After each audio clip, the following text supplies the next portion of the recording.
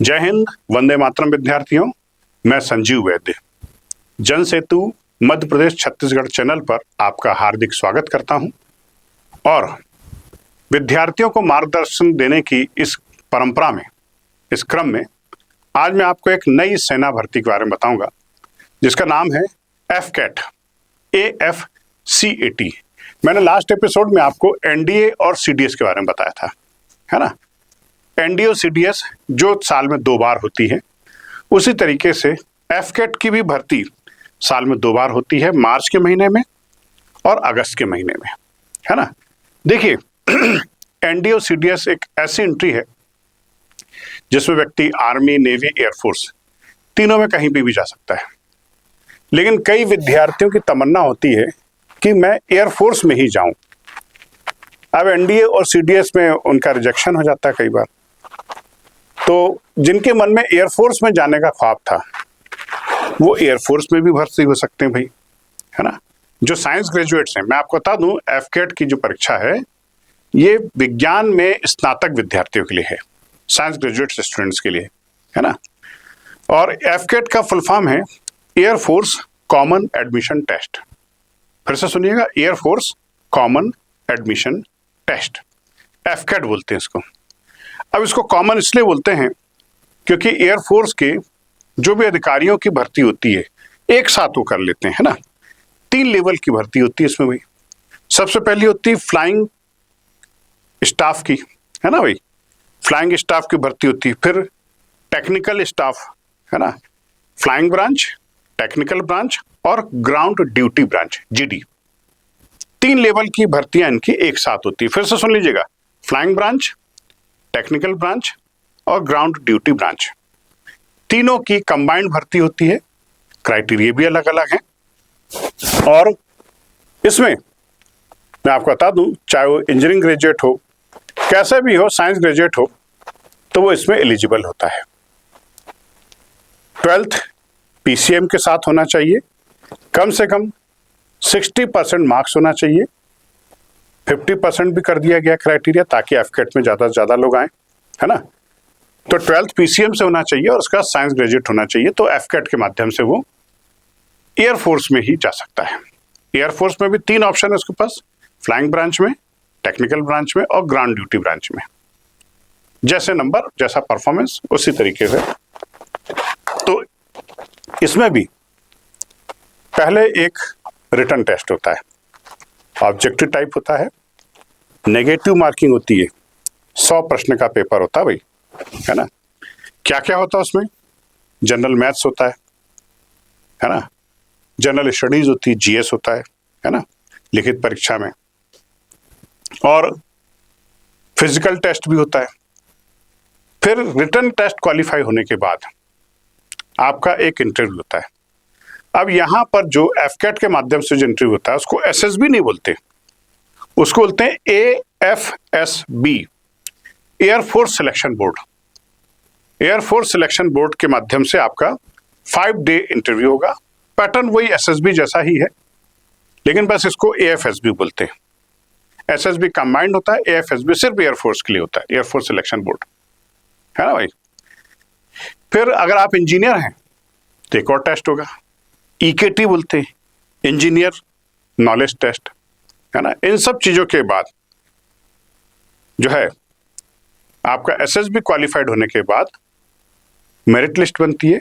Merit list के आधार पर फिर आपका चयन होता है ना। तो इसको बोलते हैं एफकेट। देखिए, एफकेट एनडीए सीडीएस से अलग है। मैं एक बात बता दूं आपको, आप ये मत सोचिएगा कि मैंने एनडीए सीडीएस की तैयारी की तो एफकेट की भी हो जाएगी। नहीं, एफकेट थोड़ा अलग है, टेक्निकली अलग है ना। इसका जो इंटरव्यू होता है वो भी थोड़ा सा SSB इंटरव्यू से थोड़ा सा अलग है ना। यहाँ पर उस प्रकार के क्वेश्चन पूछे जाते हैं जिससे आपका एक एयरफोर्स के अनुकूल आपकी साइकोलॉजी, आपका मस्तिष्क विकसित है कि नहीं है, उसको चेक किया जाता है ना। चूंकि आप साइंस ग्रेजुएट हैं, साइंस स्टूडेंट हैं, ऑलरेडी नॉर्मल स्टूडेंट से ज़्यादा शार्प हैं, लेकिन आप एयरफोर्स के हिसाब से ढले हुए हैं कि नहीं है, ये भी उसमें चेक किया जाता है, ठीक है ना। तो एनडीए और सीडीएस से एकदम अलग है। लेकिन हाँ, एफकेट का एक फायदा ये है कि आपने एनडीए की तैयारी की, नहीं हो पाया सिलेक्ट, कोई दिक्कत नहीं, आप सीडीएस दे दीजिए। नहीं हो पाया सिलेक्ट, आपके पास एक और है, एफकेट है, ठीक है ना। आप कई लोग आगे भी पूछ सकते साहब एफकेट में भी नहीं हुआ तो भाई और भी भर्तियां होती हैं, मैं आपको बता दूं। एक होती है अगर आपने लॉ ग्रेजुएट है, if you are a law graduate, तो आप आर्मी की जैक ब्रांच में जा सकते हैं थ्रू एसएसबी। आपको सिर्फ एक एसएसबी देना है और आप जैक ब्रांच में एंट्री कर सकते हैं। जज एंड एडवोकेट जनरल, तो लॉ वालों के लिए भी आर्मी में जगह है, डॉक्टर्स के लिए भी है, वेटनरी सर्जन के लिए भी है, डेंटल सर्जन के लिए भी है, एमबीबीएस के लिए भी है। सिर्फ इनको एक एसएसबी एग्जाम देना पड़ती है ना। तो आर्मी को भी तो सब लोगों की आवश्यकता है, पूरक पूरक परिवार है भाई, वहां पर डॉक्टर भी चाहिए, इंजीनियर भी चाहिए, है ना।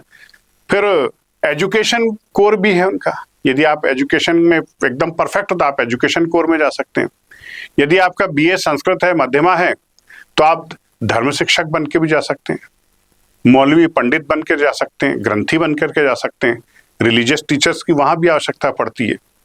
सोनकच्छ का ही मेरा एक स्टूडेंट था, वो रिलीजियस टीचर बन करके गया, ऑनरेरी कैप्टन है इस समय वो, ठीक है भाई। तो ऐसा नहीं है, आर्मी में बहुत प्रकार की एंट्रियां निकलती है, आर्मी नेवी एयरफोर्स में। आप अगर ठान लें कि मुझे सेना की ही नौकरी करना है तो आपको कोई रोक नहीं सकता। और भर्ती की डेट उसकी काफी आगे तक भी होती है, 28 साल 32 साल तक भी होती है, ठीक है ना।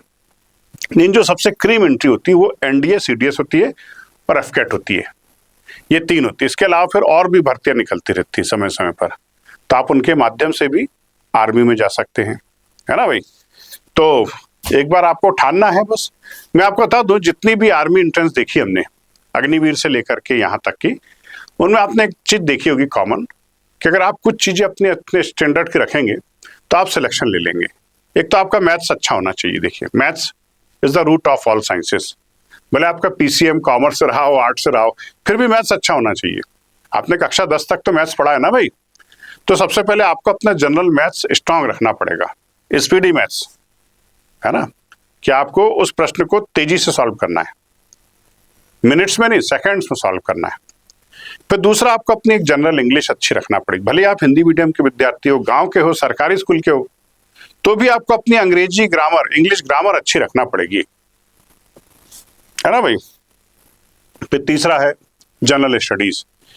ये तो आपने यूपीएससी में भी देखा होगा, एमपीपीएससी में भी देखा होगा, आगे जितनी भी सरकारी नौकरियों की भर्ती बताऊंगा सब में जनरल स्टडीज इंपॉर्टेंट है। और जनरल स्टडीज का मतलब क्या होता है? जनरल साइंस, जिसमें general physics, general chemistry, general biology आती है।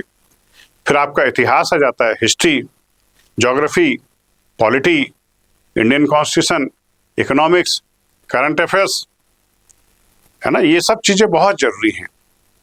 तो आप एफकेट के माध्यम से और भी कई भर्ती के माध्यम से, हाँ एक भर्ती और मैं आपको बताना चाहूंगा।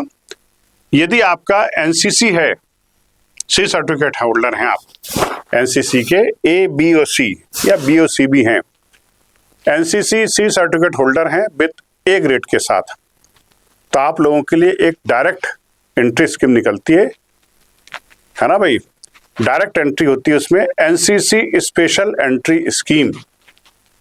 इसके माध्यम से आपका कोई रिटर्न टेस्ट नहीं देना है, आपका सीधे एसएसबी होगा, और एसएसबी में सिलेक्शन होने के बाद आप शॉर्ट सर्विस कमीशन के लिए सिलेक्ट हो जाएंगे। इसको बोलते हैं एनसीसी डायरेक्ट एंट्री स्कीम। इसके बारे में जानकारी आप हम लोगों से भी ले सकते हैं, और अगर आपने एनसीसी किया है तो अपने कमांडिंग ऑफिसर से, और आपके एनसीसी के जो इंस्ट्रक्टर हैं कॉलेज में, आप उनसे बात कर सकते हैं, वो आपको विस्तार से बताएंगे। वो भी एक बहुत अच्छी स्कीम है। तो कई बार कई एंट्री ऐसी भी होती है जिसमें आप बगैर रिटर्न एग्जाम दिए भी कमीशन ऑफिसर बन सकते हैं। बस ये कि वो शॉर्ट सर्विस होती है। लेकिन मैं आपको बता दूं, शॉर्ट सर्विस कमीशन का मतलब ये नहीं है कि आपको 14 साल बाद वो भगा देंगे। 14 साल बाद वो आपसे पूछेंगे और आपको चेक भी करेंगे आप परमानेंट कमीशन के लायक हो कि नहीं हो, और आपके भीतर भी इच्छा है कि नहीं है, तो आप उसको 14 साल के बाद शॉर्ट सर्विस कमीशन को परमानेंट कमीशन पीसी में कन्वर्ट कर सकते हो। ये मैंने सेना की भर्ती बताई आपको। आप लोग को कैसे लगा हमारा एपिसोड, ये भी लिख के भेजिएगा। और कोई डाउट, कोई क्वेश्चन हो तो बिल्कुल जन सेतु से संपर्क करें, ईमेल के माध्यम से, चैट के माध्यम से, व्हाट्सएप मोबाइल नंबर के माध्यम से, कैसे भी आप संपर्क करेंगे, हम आपके हेल्प करने के लिए प्रतिबद्ध हैं। Thank you. जय हिंद, वंदे मातरम।